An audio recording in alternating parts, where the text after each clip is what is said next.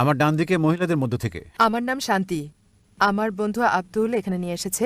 আসলে এত মানুষ হবে আমি ভাবতেই পারিনি, সত্যি বলতে বিশাল। যদিও আমার বন্ধু আব্দুলের সাথে কথা বলে কিছু সন্দেহ দূর করেছি। এখানে এসে বিশেষ করে আপনার লেকচার শুনে আমি অভিভূত। আর আমি অভিভূত ইসলামের সত্যে। কিন্তু এখানে আপনি নাম দিয়েছেন পিস, কিন্তু পৃথিবীতে এত সংঘাত চলছে, যখনই আপনি শান্তির কথা বলেন আপনাকে এটা খুঁজতে হবে। আপনি কি মনে করেন না সারা পৃথিবীতে এটা বলা দরকার, মানে পৃথিবীর সবাইকে? বোন বললেন যে তিনি ইসলাম সম্পর্কে কিছু জানলেন তার বন্ধুর কাছে।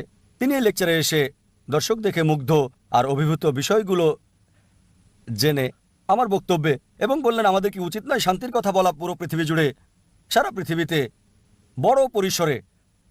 বোন যদি সত্যি ভালোবাসা নিয়ে আলোচনা, আমার আলোচনায় মুগ্ধ হন, আমি বলবো, আমি অনুরোধ করব আল্লাহর কাছে নিজের ইচ্ছাকে সমর্পণ করার এই ধর্ম গ্রহণ করতে।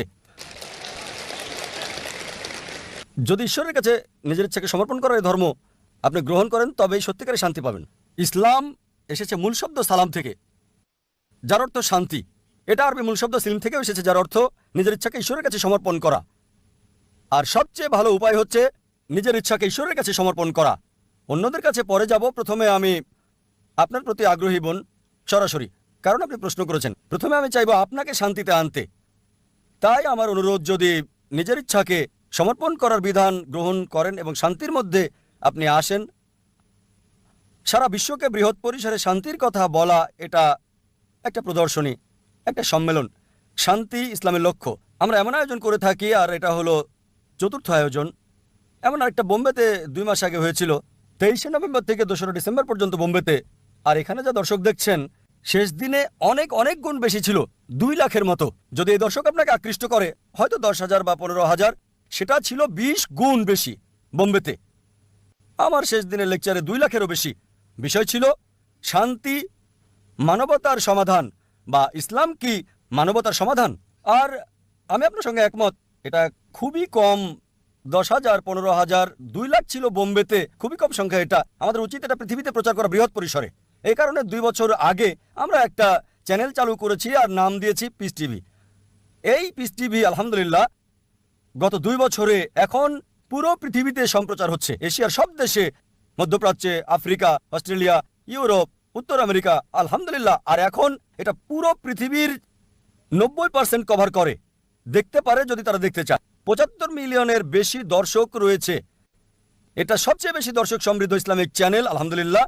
পার্সেন্ট হিসেবে হয়তো মোট জনসংখ্যার 1%-এর কিছু বেশি হবে। সুতরাং আমি শেষ বিচারের দিনে অন্তত এই কথা বলতে পারবো সর্বশক্তিমান ঈশ্বরের কাছে যে আমরা কমপক্ষে 1% মানুষের কাছে তোমার বার্তা পৌঁছে দিতে পেরেছি। 75 মিলিয়ন। আল্লাহ সুবহানাহু ওয়া তাআলার কাছে দোয়া করি দর্শক বাড়িয়ে দেওয়ার জন্য। কেউ যদি দেখতে চায়, শুধু একটা ডিশ লাগবে, হয়তো 6,000 রুপি, $200-এরও কম। প্রায় পৃথিবীর যে কোনো প্রান্তে আপনি দেখতে পারবেন। সুতরাং আমরা শান্তির বাণী, ইসলামের এই বাণী প্রচার করছি পুরো পৃথিবীতে। আর আমি চাই বোন আপনি এই শান্তির বাণী গ্রহণ করবেন। জি স্যার, ধন্যবাদ। হ্যাঁ, এখন প্রশ্ন করুন বাম দিক থেকে। আমি নন্দগোপাল, পেশায় সাংবাদিক। আমার প্রশ্ন হলো, অধিকাংশ ধর্মে ঈশ্বরের ধারণা আর সাদৃশ্য ইত্যাদি খোঁজার পরেও কেন কোনো শান্তি আসছে না? কেন পারস্পরিক সহনশীলতা আসছে না এসব ধর্মগুলোর মধ্যে? কিভাবে এসব বন্ধ করা যায়? স্বাভাবিকভাবে সহজ মনে হলেও আসলে কিন্তু কঠিন। কিন্তু আপনি একটা দৃষ্টিকোণ থেকে বলতে পারেন কিভাবে এটা থামানো যায় ব্যক্তি পর্যায়ে? ভাই খুব সুন্দর প্রশ্ন করলেন। এত মিল, এত সাদৃশ্য, এত একত্ব থাকা সত্ত্বেও পৃথিবীর বিভিন্ন ধর্মগুলোর মধ্যে কেন এত শত্রুতা? আমার মতে এক কথায় এটার জন্য দায়ী হচ্ছে ধর্মীয় নেতারা। এজন্য আমি বলি, যদি আপনার ধর্মকে জানতে চান, আপনার ধর্মগ্রন্থে আপনি ফিরে যান। কিন্তু দুঃখজনক হলো ধর্মপুত্ররা নিজেদের প্রভাবকে ধরে রাখতে চায়।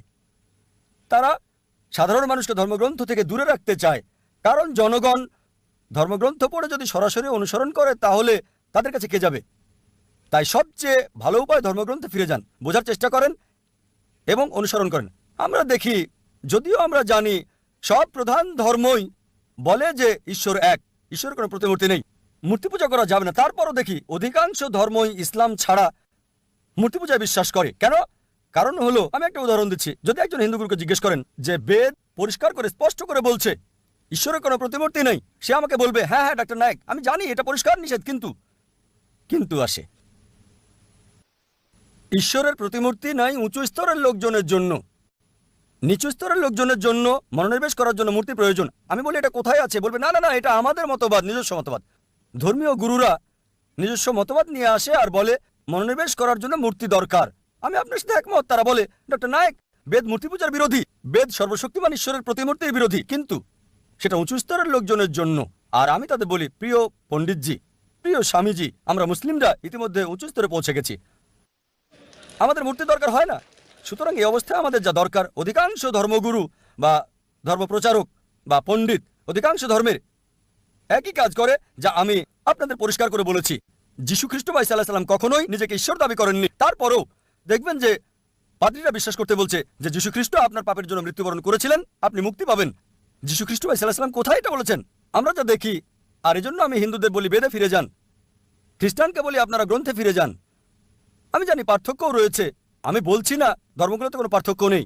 আমি বড় একটা লেকচার দিতে পারবো পার্থক্যগুলো নিয়ে, ইসলাম, হিন্দু এবং খ্রিস্টান ধর্মের। তবে আমি যা বলি, সকল মানুষকে কমপক্ষে একটা গ্রন্থকে 100 ভাগ ঈশ্বরের বাণী বলে আপনারা বিশ্বাস করে নিন। অধিকাংশ মানুষেরই এটা মানতে কোনো সমস্যা হবে না। হিন্দুরা বলবে আমাদের কোনো সমস্যা নেই বেদকে ঈশ্বরের বাণী বলে মানতে, খ্রিস্টানরা বলবে কোনো সমস্যা নেই বাইবেলকে শতভাগ ঈশ্বরের বাণী বলে মানতে, মুসলিমরা বলবে কোনো সমস্যা নেই কোরআনকে ঈশ্বরের বাণী বলে মানতে। তখন আমি বলি চলুন আমরা কমপক্ষে এই গ্রন্থগুলোর কমন বিষয়গুলো মেনে চলি, পার্থক্যগুলো নিয়ে পরে দেখা যাবে।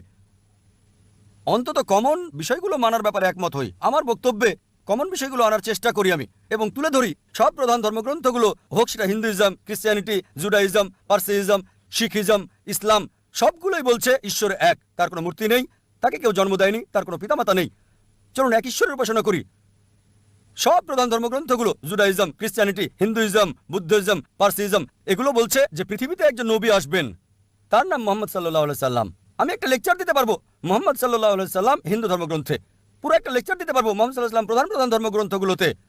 আমি বলবো চলুন একমত হই ঈশ্বর এক, তার জন্ম হয় নাই, কোনো প্রতিমূর্তি নাই, কোনো মূর্তি নাই। দ্বিতীয় হচ্ছে সব প্রধান ধর্মগ্রন্থই বলছে একজন নবী আসবেন, তিনি সর্বশেষ নবী, তার নাম মুহাম্মদ। এটা উল্লেখ আছে বাইবেলে, গসপেল অফ জন 16 নম্বর অধ্যায়, অনুচ্ছেদ 12 থেকে 14। যীশু খ্রিস্ট ভাই সাল্লাল্লাহু আলাইহি সাল্লাম বলেছেন আমার অনেক কিছু বলার আছে, কিন্তু তোমরা সব সহ্য করতে পারবে না। তার জন্য যখন সত্যের আত্মা আসবেন তিনি তোমাদের পথ দেখাবেন। তিনি নিজে কিছু বলবেন না, যা শুনবেন তাই বলবেন। তিনি আমাকে সম্মানিত করবেন। নিউ টেস্টামেন্ট নবীজি মুহাম্মদ সাল্লাল্লাহু আলাইহি সাল্লাম সম্পর্কে বলছেন। Old testament book of Deuteronomy অধ্যায় 18 অনুচ্ছেদ 18 মুহাম্মদ সাল্লাল্লাহু আলাইহি সাল্লামের আগমনের কথা বলছে। বুক অফ ডিউটোরনমি অধ্যায় 18 অনুচ্ছেদ 19 মুহাম্মদ সাল্লাল্লাহু আলাইহি সাল্লাম সম্পর্কে বলছে। বুক অফ আইজায়া অধ্যায় 29 অনুচ্ছেদ 12 নবীজি মুহাম্মদ সাল্লাল্লাহু আলাইহি সাল্লামের আগমনের কথা বলছে। বুক অফ সলোমন অধ্যায় 5 অনুচ্ছেদ 16 ওল্ড টেস্টামেন্টে নবীজি মুহাম্মদ সাল্লাল্লাহু আলাইহি সাল্লাম সম্পর্কে বলা হয়েছে। নিউ টেস্টামেন্টে গসপেল অফ জন অধ্যায় 14 অনুচ্ছেদ 16, গসপেল অফ জন অধ্যায় 15 অনুচ্ছেদ 26, গসপেল অফ জন অধ্যায় 16 অনুচ্ছেদ 7, গসপেল অফ জন অধ্যায় 16 অনুচ্ছেদ 12 থেকে 14। এগুলো সব মুহাম্মদ সাল্লাল্লাহু আলাইহি সাল্লামের আসার ব্যাপারে বলছে। আমি হিন্দু ধর্মগ্রন্থ থেকেও বলতে পারি। যদি আপনি হিন্দু ধর্মগ্রন্থ ভবিষ্যৎপুরাণ পড়েন, পর্ব 3 খণ্ড 3 অধ্যায় 3 5 থেকে 8 নম্বর শ্লোক, ভবিষ্যৎপুরাণ পর্ব 3 খণ্ড 3 অধ্যায় 3 শ্লোক 10 থেকে 27 নবীজি মুহাম্মদ সাল্লাল্লাহু আলাইহি সাল্লাম সম্পর্কে বলছে। অথর্ববেদ মুহাম্মদ সাল্লাল্লাহু আলাইহি সাল্লাম সম্পর্কে বলছে। ঋগ্বেদ মুহাম্মদ সাল্লাল্লাহু আলাইহি সাল্লাম সম্পর্কে বলছে। একটা লেকচার দেওয়া যাবে। আর কল্কি পুরাণায় কল্কি অবতার আসার কথা বলা হয়েছে। তার বাবার নাম হবে বিষ্ণু ইয়াস, মানে ঈশ্বরের ভৃত্য, আরবিতে আব্দুল্লাহ।